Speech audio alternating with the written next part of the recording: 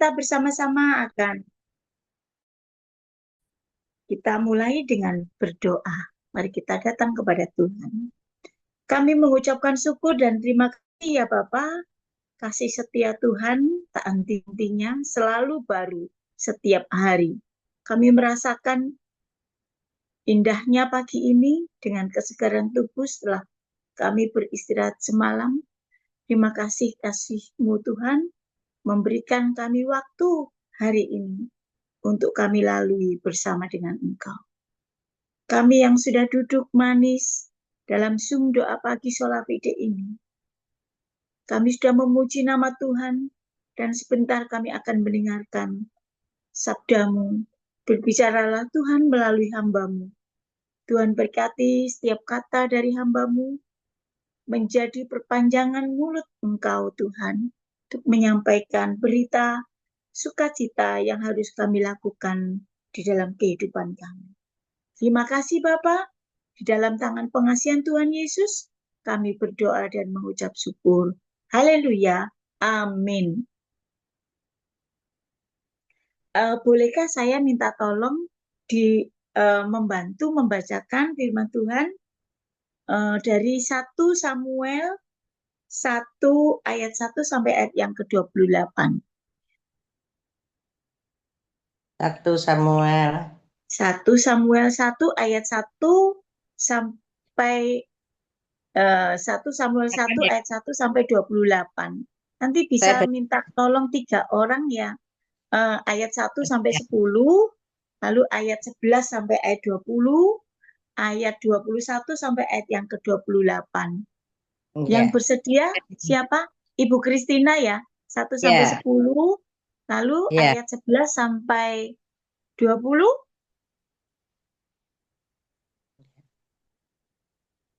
Adakah? Iya. Pak Iqbal. Oh ya, Pak Iqbal. Ini ada langsung ya. paling. Ya, ayat 21 sampai 28. Bu Rose. Oh ya, Bu Rose. Bu Rose ayat 1 Samuel 1 ayat ya.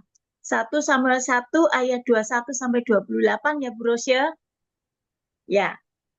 Mari Bu Kristin duluan ya, Bu Kristina. Ya, oke. Inilah sabda kebenaran firman 1 Samuel 1 ayat 1. Lahirnya Samuel. Ada seorang laki-laki dari Ramasyan Jovim dari pegunungan Efraim, namanya Elkana bin Jeroham bin Elihu bin Tohu bin Jub, seorang Efraim.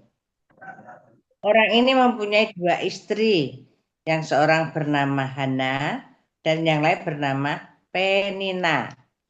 Penina mempunyai anak, tetapi Hana tidak. Orang itu dari tahun ke tahun pergi meninggalkan kotanya untuk sujud menyembah dan mempersembahkan korban kepada Tuhan semesta alam di Silo. Di sana ia menjadi imam Tuhan, ialah kedua anak Eli, Opni dan Pinehas. Pada hari Elkana mempersembahkan korban, diberikannya kepada Penina istrinya dan kepada semua anaknya yang laki-laki dan perempuan masing-masing sebagian. Meskipun ia mengasihi Hana, ia memberikan kepada Hana hanya 1 bagian, sebab Tuhan telah menutup kandungannya. Tetapi madunya selalu menyakiti hatinya supaya ia gusar, karena Tuhan telah menutup kandungannya. Demikianlah terjadi dari tahun ke tahun. Setiap kali Hana pergi ke rumah Tuhan, Penina menyakiti hati Hana sehingga ia menangis dan tidak mau makan. Lalu Elkana suaminya berkata kepadanya, Hana, mengapa engkau menangis dan mengapa engkau tidak mau makan? Mengapa hatimu sedih? Bukankah aku lebih berharga bagimu daripada 10 anak laki-laki? Pada suatu kali, Setelah mereka habis makan dan minum di Silo, berdirilah Hana. Sedang Imam Eli duduk di kursi dekat pintu tiang bait suci Tuhan. Dan dengan hati pedih, ia berdoa kepada Tuhan sambil menangis terseduh-seduh.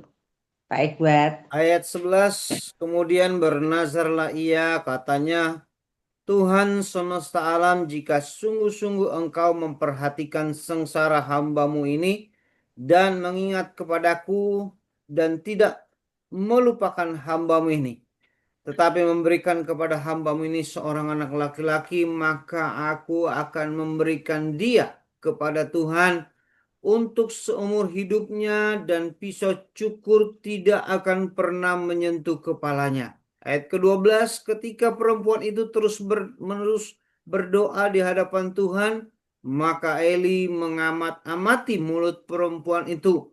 Dan karena Hana berkata-kata dalam hatinya dan hanya bibirnya saja yang bergerak-gerak, tetapi suaranya tidak kedengaran, maka Eli menyangka perempuan itu mabuk.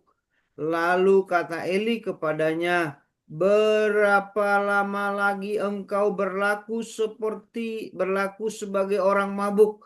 Lepaskanlah dirimu daripada mabukmu. Tetapi Hana menjawab, bukan tuanku, aku seorang perempuan yang sedang bersusah hati. Anggur ataupun minuman yang memabukkan tidak kuminum, melainkan aku mencurahkan isi hatiku di hadapan Tuhan.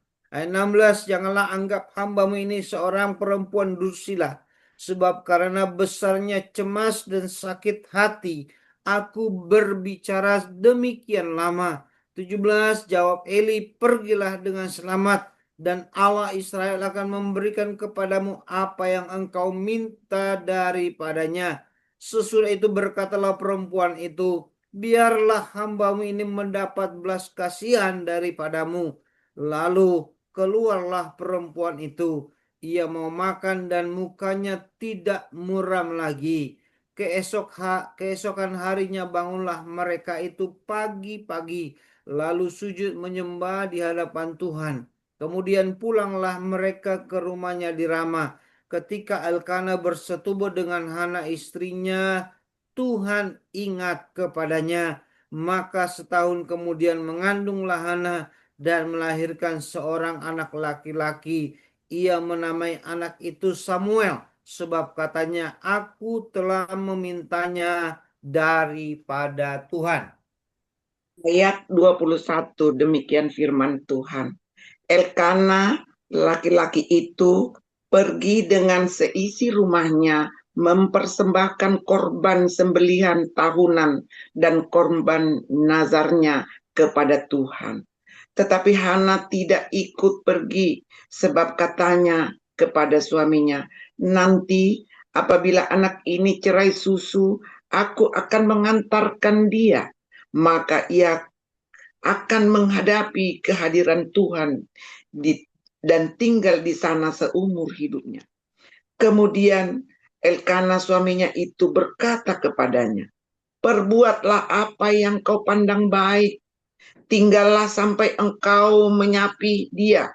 Hanya Tuhan kiranya menepati janjinya. Jadi tinggallah perempuan itu dan menyusui anaknya sampai disapinya. Setelah perempuan itu menyapi anaknya, dibawanyalah dia dengan seekor lembu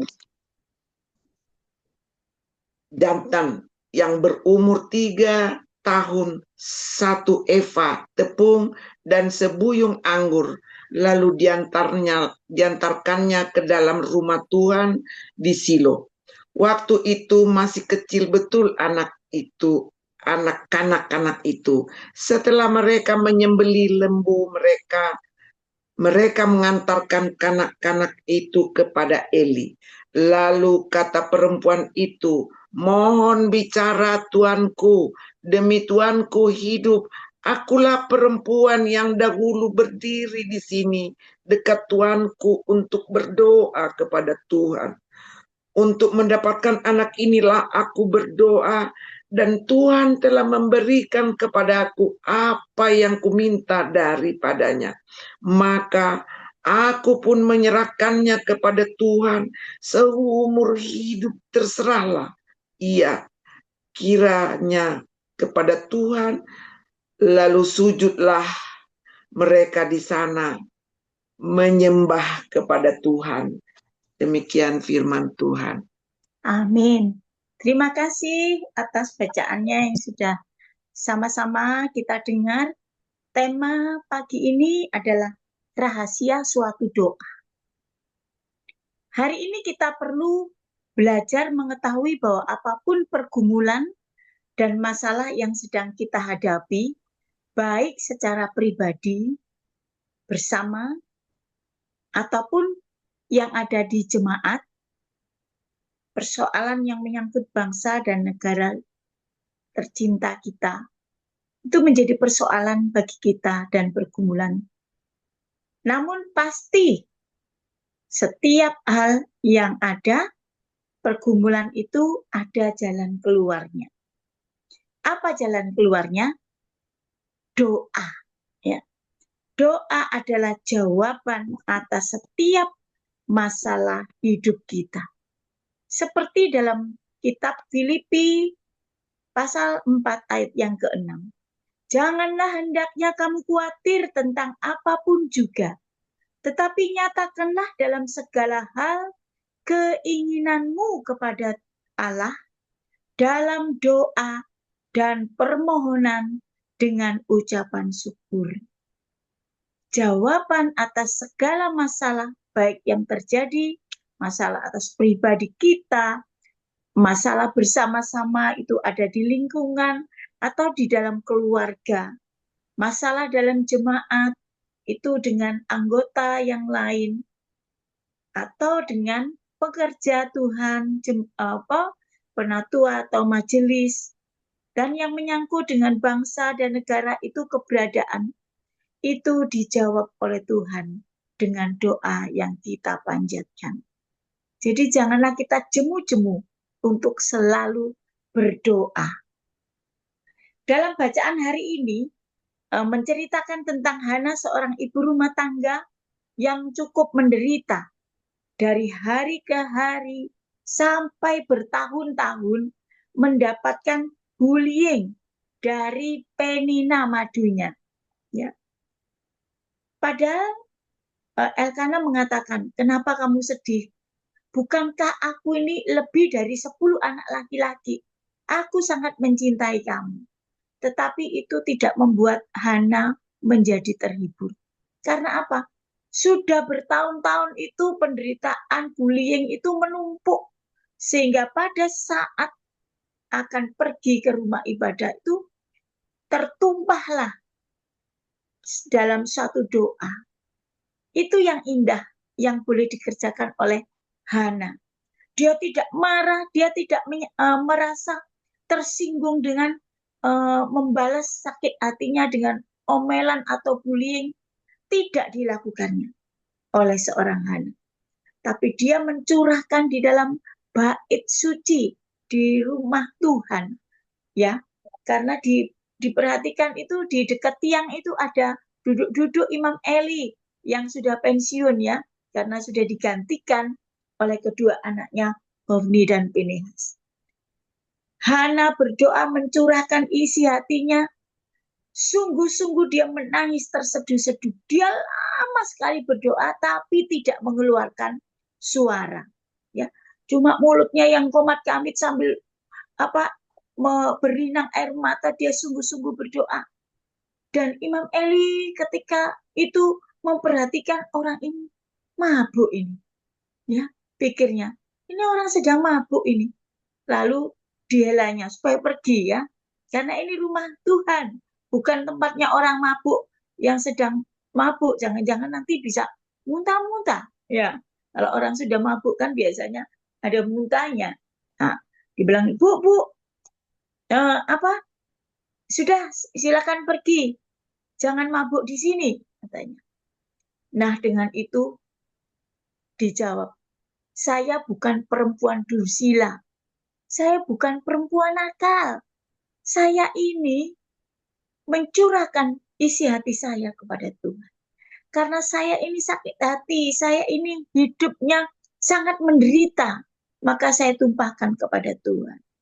Nah, sambil setengah mengusir sebenarnya, ternyata perkataan Imam Eli dijadikan berkat dan dijamah oleh Tuhan dengan mengatakan, pergilah, doamu dikabulkan oleh Tuhan.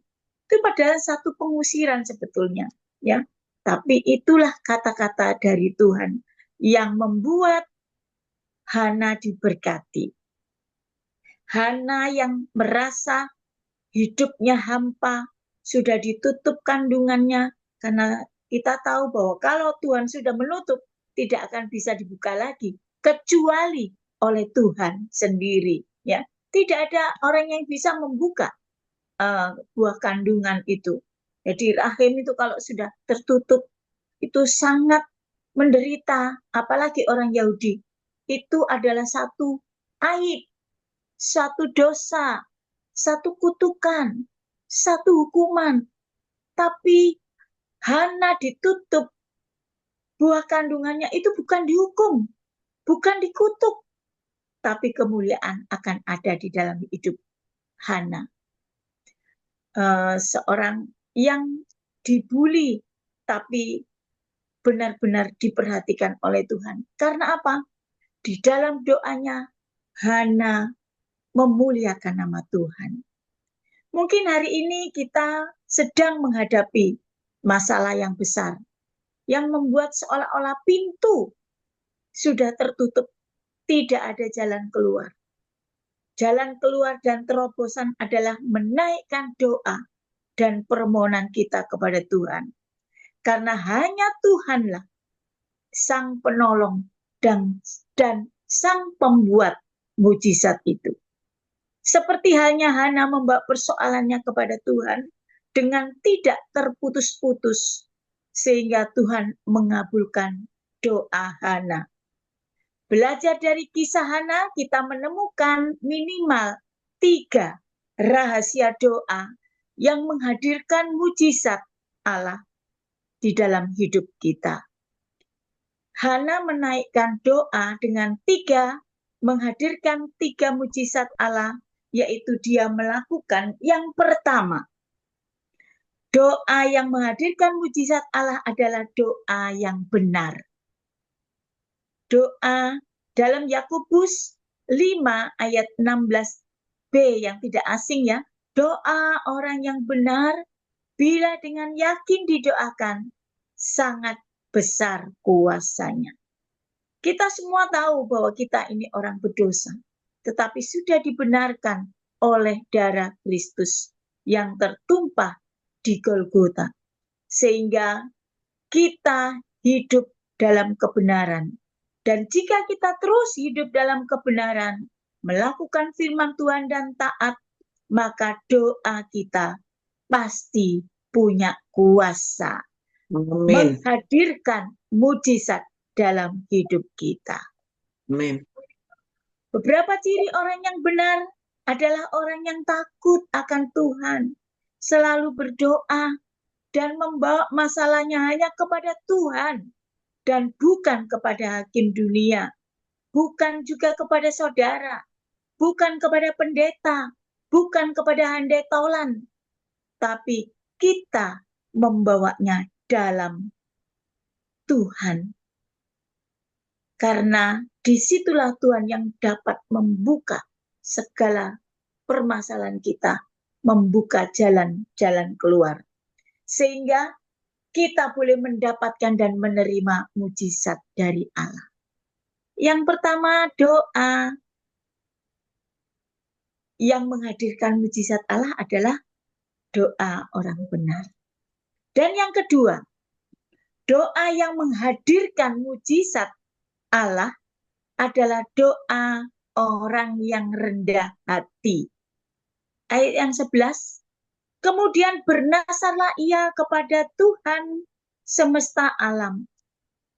Kemudian bernasarlah ia, katanya, Tuhan semesta alam, jika sungguh-sungguh engkau memperhatikan sengsara hamba-Mu ini, dan mengingat kepadaku, dan tidak melupakan hamba-Mu ini, memberikan hamba-Mu ini seorang anak laki-laki. Itu katanya. Jadi di awal doa orang yang rendah hati ini adalah memuliakan Tuhan dengan mengatakan Tuhan semesta alam. Mengakui kekuasaan Tuhan, mengakui bahwa Tuhan yang mempunyai dunia dan seisinya. Itu yang disampaikan. Jadi dengan kerendahan hati, bukan seperti orang Farisi yang mengatakan dalam doa melaporkan segala hal yang sudah dia lakukan. Aku sudah melakukan ini, itu, menyumbang, memberi persembahan, sudah menolong orang dan sebagainya. Tapi biarlah dengan kerendahan hati seperti yang dilakukan oleh seorang pemungut cukai yang turut bersama-sama berdoa di bait suci. Tapi namun perbedaan yang nyata terjadi. Sejak masuk di dalam rumah ibadah, pemungut cukai ini tidak berani menengadahkan mukanya, wajahnya. Tapi dia nunduk dan dia mengatakan, Tuhan, ampunilah saya yang berdosa ini. Itu satu kerendahan hati, seperti yang dilakukan oleh Hana. Dia mengatakan Tuhan semesta alam, menundukkan bahwa dia, Hana ini orang yang tidak berguna, orang yang bukan apa-apa, meminta belas kasihan dari Tuhan, untuk Tuhan menolong dan memberi jalan keluar. Sehingga Tuhan tersentuh oleh doa. Luar biasa. Dan di dalam 1 Petrus 5 ayat 16b, ketahuilah bahwa Allah menentang orang yang congkak, tetapi mengasihi orang yang rendah hati. Kesombongan telah menghambat banyak orang untuk mengalami kasih dan mujizat dari Tuhan.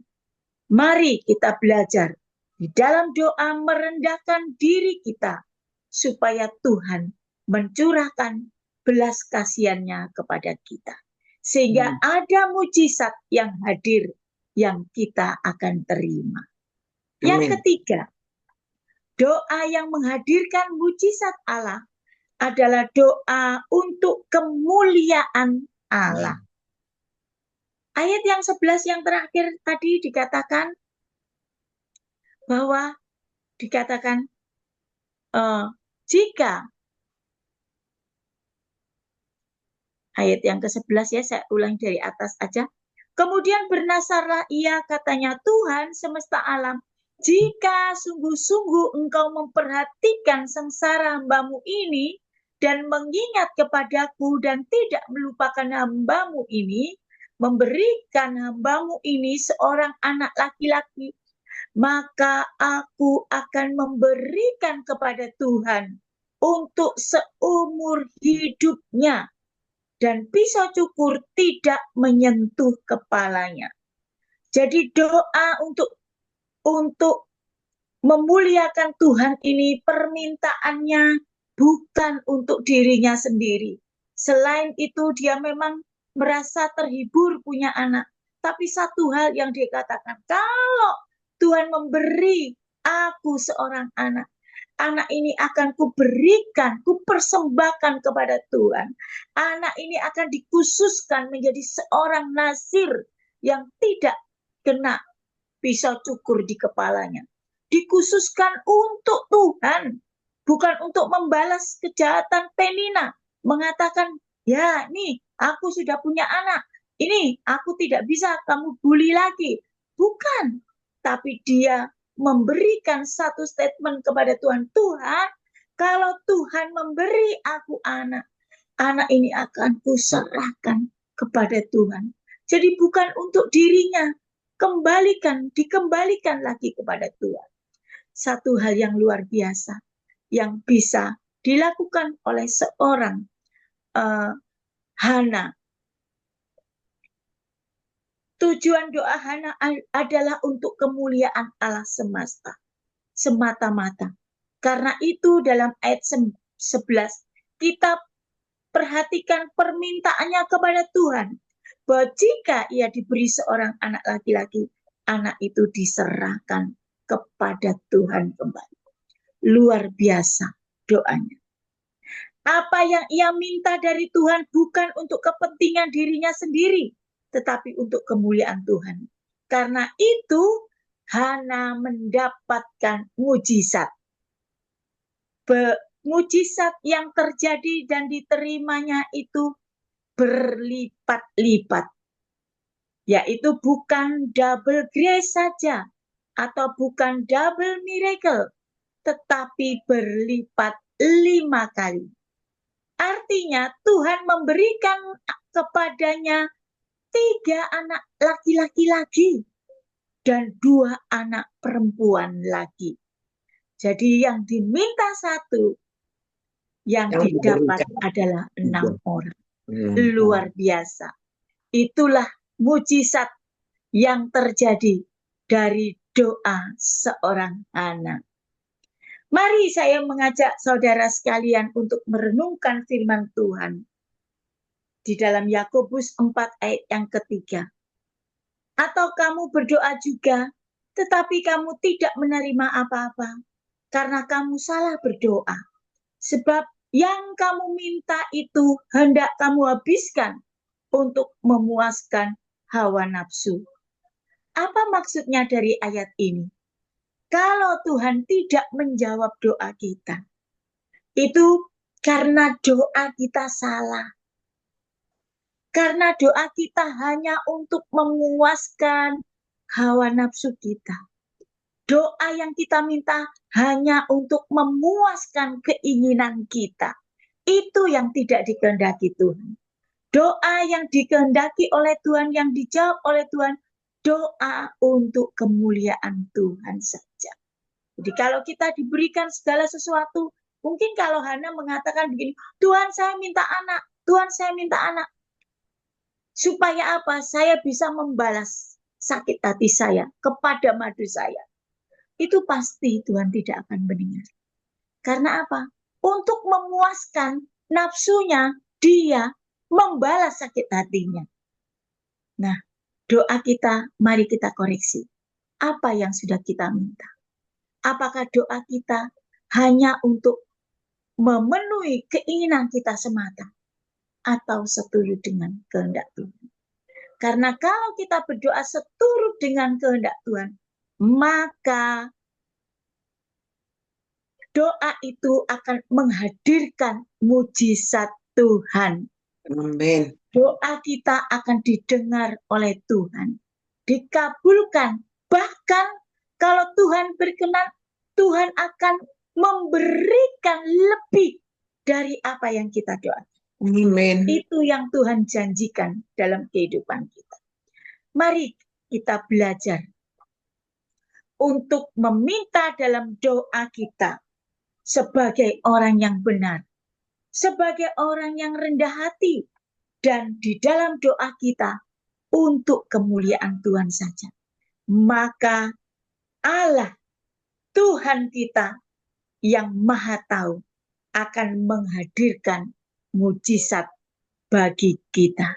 Menghadirkan banyak berkat bagi hidup kita. Karena segala sesuatu yang kita rasa mustahil, tapi kalau kita meminta untuk kemuliaan Tuhan, yang mustahil itu menjadi mungkin. Tuhan memberkati apa yang kita doakan dan Tuhan mengabulkan. Berbahagialah orang yang sudah mendengar firman Tuhan. Namun yang lebih berbahagia orang yang sudah mendengar, merenungkan, dan melakukan dalam kehidupan kita sehari-hari. Amin. Mari kita bersatu dalam doa. Bapa, kami mengucap syukur Tuhan atas berkat kasih setia Tuhan yang boleh kami rasakan. Tuhan, ampuni kalau beberapa waktu atau selama ini kami merasa berdoa itu sudah kami lakukan, tapi banyak yang mendukakan hati itu. Karena permintaan kami hanya untuk memenuhi keinginan kami, memenuhi hasrat kami, memenuhi kebutuhan-kebutuhan kami sendiri, kurang memuliakan Tuhan. Oh, Dan yes. saat ini kami belajar seperti yang Hana lakukan. Kami belajar berdoa untuk kebenaran, untuk kerendahan hati, dan juga untuk kemuliaan Tuhan. Agar Tuhan menghadirkan mujizat-mujizat di dalam setiap doa yang kami naikkan. Tuhan mendengar, dan Tuhan adalah Allah yang tidak pernah ingkar janji. Setiap doa yang penuh kemuliaan yang kami naikkan, Tuhan akan memenuhi dan mengabulkannya. Terima kasih Bapak. Peringatan yang sudah kami dengar, cerita yang sering kami dengar, namun mempunyai makna yang berbeda yang hari ini kami terima. Agar kami lakukan menjadi anak-anak yang lebih dekat kepada Tuhan. Dengan ketulusan hati, tanpa pamrih, tanpa sesuatu keinginan yang tersembunyi. Tapi biarlah terbuka semuanya di dalam Tuhan. Maka Tuhan akan memberkati setiap doa kami. Bahkan berlimpah Tuhan berikan. Yang tidak kami minta pun akan diberikan oleh Tuhan sendiri. Terima kasih Tuhan Yesus untuk firman Tuhan pagi ini. Biarlah Roh Kudus senantiasa bekerja di dalam hati dan pribadi kami masing-masing untuk melaksanakan doa. Karena kami tahu Tuhan, doa itu murah, tidak perlu modal. Biarlah kami tetap menggunakan kesempatan itu selagi ada. Kami tekun di dalam doa, karena doa banyak manfaatnya.